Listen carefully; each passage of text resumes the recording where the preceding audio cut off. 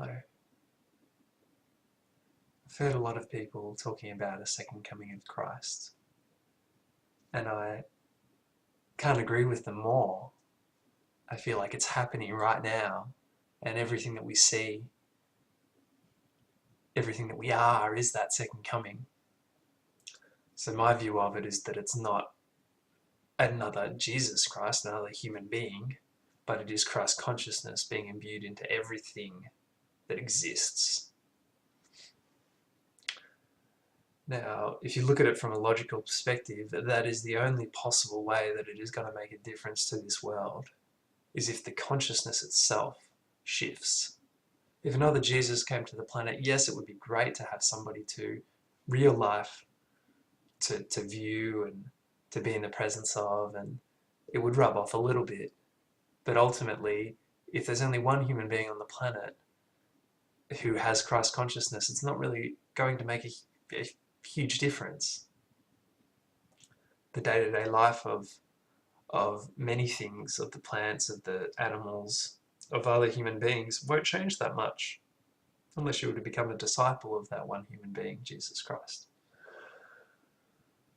So my view of that whole Christ consciousness situation is that, yes, it's happening, but it is on a much more grand scale than the stories of Jesus portray. So Jesus was one single human being imbued with Christ consciousness, said he was the Son of God, and I mean, from what I've heard and what I've experienced, I don't feel like he really separated himself from everyone else, like a lot of the faiths might portray, but I mean, that's up to interpretation. Ultimately, the second coming of Christ, my feeling is that it is you. You are the second coming of Christ. And you're not separate from anyone else. They are all the second coming of Christ.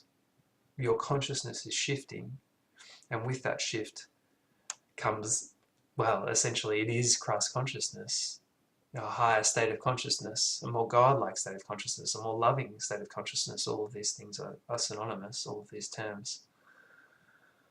And so when you change, the world will change. We've heard that many times, and it is so true.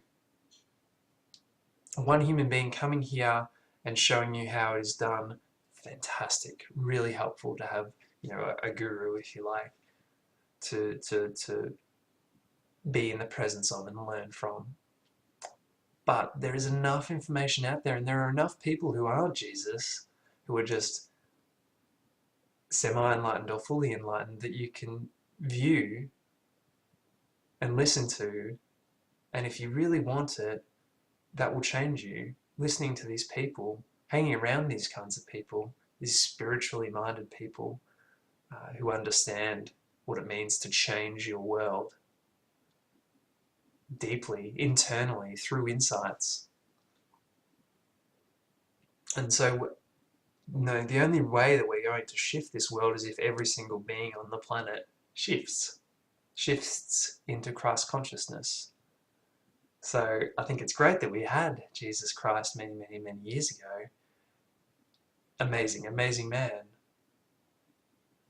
But what effect would another single Jesus Christ have on this planet? If everyone stayed the same, absolutely none, really. Might make a few people's lives better, might make a lot of people's lives better through the internet, but really what it's about is a shift in you and I. And it's happening. I can see it in people, and I can see it in myself, and it's inspiring because the world changes in ways that sound ludicrous. The mind can't comprehend how the world changes just by a shift inside of yourself, but it does. And it's amazing. And so, look inside. Look inside yourself, because that's where you find Christ.